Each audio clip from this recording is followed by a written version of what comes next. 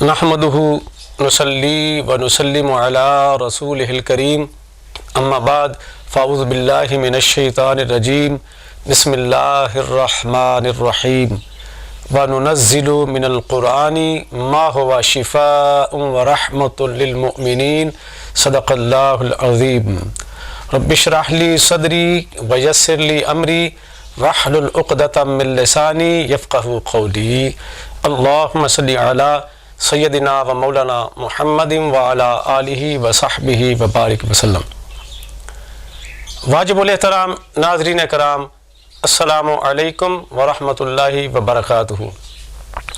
हकीम ज़फ़र अली अब्बासी आपकी खिदमत में हाज़िर है। नाज़रीन कराम, कुरान मजीद की आयत मुबारका जो मैंने तिलावत की है, अल्लाह तबारक व तआला ने इसके अंदर इरशाद फरमाया व नुनज़्ज़िलु मिनल क़ुरआनि मा हुवा शिफ़ा, कि हमने कुरान मजीद के अंदर जो है वो शिफ़ा उतारी है और मोमिनों के लिए इसको रहमत बनाया है। कुरान पाक के अंदर गौर व फ़िक्र का हुक्म है कि कुरान को समझो, इस पे गौर करो। नाज़रीन कराम, कुरान मजीद को यहाँ पे शिफ़ा कहा गया है।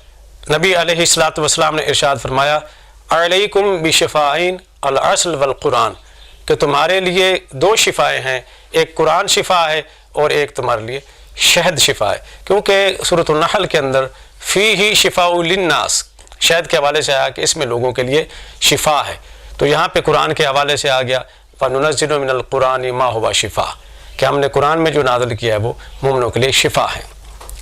अब यहाँ पे गौर व फ़िक्र की जो बात है वो ये है कि कुरान को शिफ़ा कहा गया, तो कुरान शिफ़ा कैसे देता है, इस पे आपने गौर करना है। क्या सिर्फ नाज़रा पढ़ लेने से कुरान से शिफ़ा मिल जाएगी? नाज़रा कुरान मजीद पढ़ने से सवाब तो ज़रूर मिलता है, अजर ज़रूर मिलता है, फ़ायदा भी होता है, लेकिन मुकम्मल शिफ़ा नहीं मिलती। क्यों? इसलिए अब मैं एक मिसाल आपके सामने पेश करने लगा हूँ। आप डॉक्टर के पास गए, हकीम के पास गए, उसने आपको एक नुस्खा लिख के दे दिया।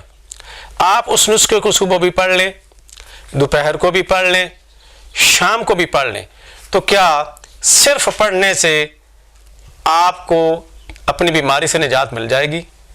आपको शिफा हो जाएगी?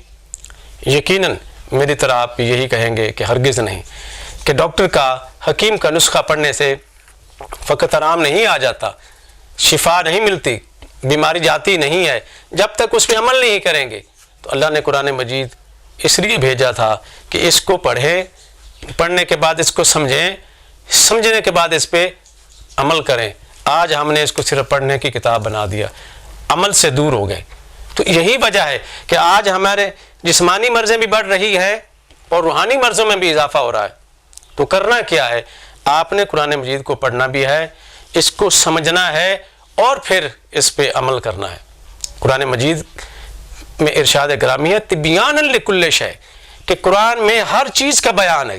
ये कैसे हो सकता है कि कुरान मजीद के अंदर सेहत अपनाने के कवानीन ना हो, बीमारी की सूरत में उसको भगाने के तरीक़े ना हो, बीमारी का इलाज मुआलजा ना हो, हम गौर व फ़िक्र नहीं करते। तो कुरान से शिफा मिलेगी। आप इसको पढ़ने के बाद इस पर गौर करेंगे। अब चंद आयतें मैं आपके सामने रखने लगा हूँ जो मर्ज़ के हवाले से हैं और ऐसे इसके अंदर अमल हैं, जब आप करेंगे तो आप सेहतमंद हो जाएंगे। कुरान में है कुलू वशरबू वला तुसरिफू, खाओ पियो लेकिन इसराफ ना करो। इस आयत के अंदर बहुत सी हिकमतें छुपी हुई हैं कि खाओ पियो, इसराफ ना करो, यानी भूख लगने पे खाओ, प्यास लगने पे पियो, लेकिन बगैर भूख के ना खाओ, बिला वजह ना खाओ, बार बार ना खाओ, बिला ज़रूरत ना खाओ। अगर आप भूख लगने पे खाएंगे, मिजाज के मुताबिक खाएंगे, तो क्या होगा? आप सेहतमंद रहेंगे। अगर इसराफ करेंगे तो फिर मर्ज़ें आपको लग जाएंगी। इसी तरह कुरान मजीद के अंदर बहुत से फलों का जिक्र है, कुरान मजीद के अंदर शहद का जिक्र है, कुरान मजीद के अंदर अनाज का जिक्र है, कुरान मजीद के अंदर सब्जियों का जिक्र है, قرآن مجید کے اندر دیگر ہمارے کھانے پینے کی چیزوں کا ذکر ہے، اب اس پہ آپ نے غور کرنا ہے۔ انار کا ذکر ہے، ادرک کا ذکر ہے، کافور کا ذکر ہے، اور بھی بہت سی ایسی چیزیں ہیں جن کا ذکر ہے۔ اب ان سے آپ نے فوائد حاصل کرنے ہیں، اب آپ نے ان کو استعمال کر کے اپنی طبیعت اور مزاج کے مطابق ان کو جب استعمال کریں گے تو آپ کو فوائد حاصل ہوں گے، آپ صحت مند ہو جائیں گے، آپ کی مرضیں جو ہیں وہ آپ سے بھاگنا شروع ہو جائیں گی۔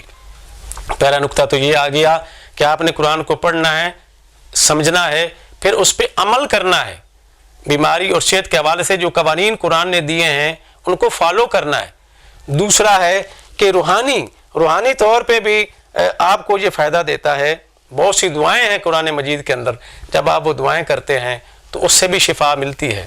آپ نے قرآنی دعائیں وہ یاد کر لینی ہیں، قرآنی دعاؤں سے بڑھ کر اور کوئی دعائیں نہیں ہیں۔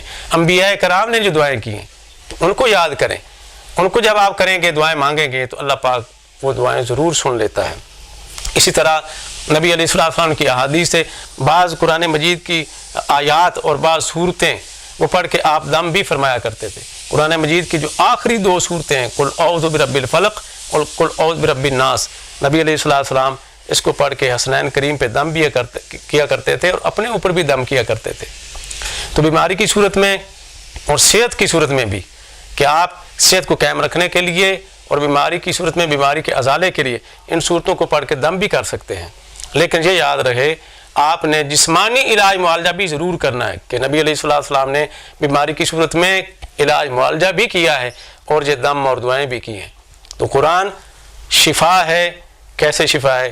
جیسے ابھی میں نے چند نکات جو ہیں وہ آپ کے سامنے رکھے ہیں۔ دعا ہے کہ اللہ تبارک و تعالیٰ مجھے اور آپ کو قرآن پاک سمجھنے اور اس پر عمل کی توفیق نصیب فرمائے۔ السلام علیکم ورحمۃ اللہ وبرکاتہ۔